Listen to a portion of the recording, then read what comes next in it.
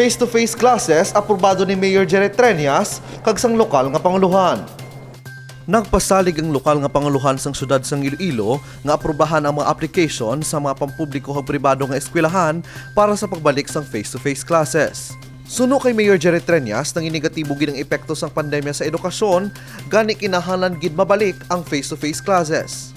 I think we have to go back to classes, no? We have to go back to face-to-face because ang online nga classes or modular, why gid work?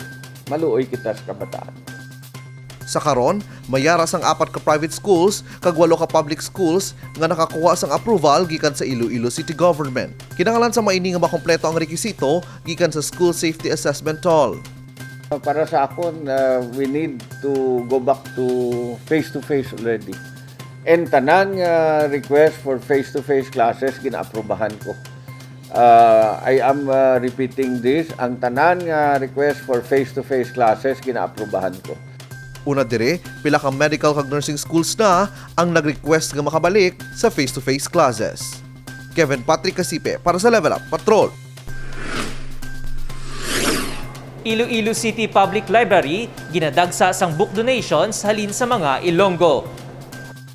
Wala untat ang mga nagaabot nga nagkalain-lain nga book donations sang mga Ilonggo sa Iloilo City Public Library. Sa nagligad nga semana, duha ka mga bulutuan sa probinsya sang Iloilo, ang Pavia National High School kag Reading Club of Zaraga Elementary School ang naghatag sa mga libro sa Dr. Graciano Lopez Haina Learning Resource Center and Museum. Ang aton la library, since nga gin-post naton na and then gin-preparar naton, tuwa nami, bala kay may positive response man sa tanan, balang Ilonggos, iban balikbayan, iban ari mandiri, iban like may mga books sila nga duway na nila ginausar, gin-donate nila dira sa library naton para man ma-access man sang tanan. Hindi naton nga ni actually ma-accommodate tanan da ang library naton because nga limited sang space ta.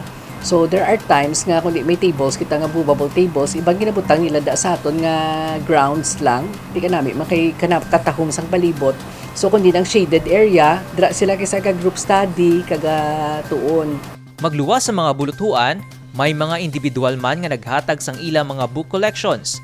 Inisanday Mrs. Lorma Jordan and family, Beatrice Murin San Agustin, Mary Jane Hamolo, kag Dominador Ding Ko.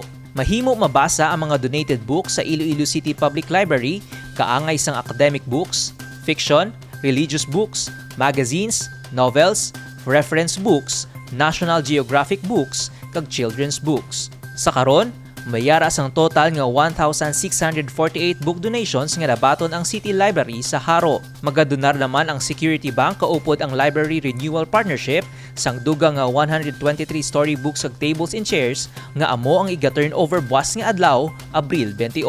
Suno sa Iloilo City Public Library, ang Montinola Foundation and Library Renewal Partnership ang may pinakadako nga donation kag ini ang gidpangtunga sa nagkalain-lain nga public library schools, DepEd kag Study Hub. Ang mga nagdonar ang nakabatot sang Certificate of Appreciation bilang pagkilala sa ila hinimuan. Nagapasalamat man si Mayor Jerry Treñas sa mga Ilonggo nga padayon ang pagdonar sa mga libro. Suno sa iya, sige sa gihapon ang pagbaton sang syudad sa mga maluyag magdonar. Nahibaluan, malapit naman magabukas ang Santa Filomena District Library sa Arevalo. Amo nang hamba ni Mayor nga as much as possible kay hindi taman ma-accommodate tanan na situate naton nga may library kita available in every district. Ang Arevalo nga library subong na prepare taman nga once nga fully installed na ang aton internet connection, probably mahimuon naman ng apareyos man sa Haro. Subong ang sa may Quintinsalas tanahuman naman to ang aton nga ECCD balang daycare center ang babaw sa to i-convert naman library. Nakita ta to nga kadamo gito sang pwede makapatronize actually gahambal gani si CAP kay ang balay lapit man lang dira pwede nila gani mahimo 24-hour library dito. Sa karon, makabig nga dako nga bulig sa mga estudyante kag book enthusiast ang City Library sang syudad. Bangod sa kadamuon sang gusto magkadto sa Dr. Graciano Lopez Haina Learning Resource Center and Museum sa Haro, bukas na ini humalin alas 8 sa aga tubtob alas 8 sa hapon, halin Lunes tubtob Sabado para sa mga maluyag magbisita. Michael Angelo Srate para sa Level Up Patrol.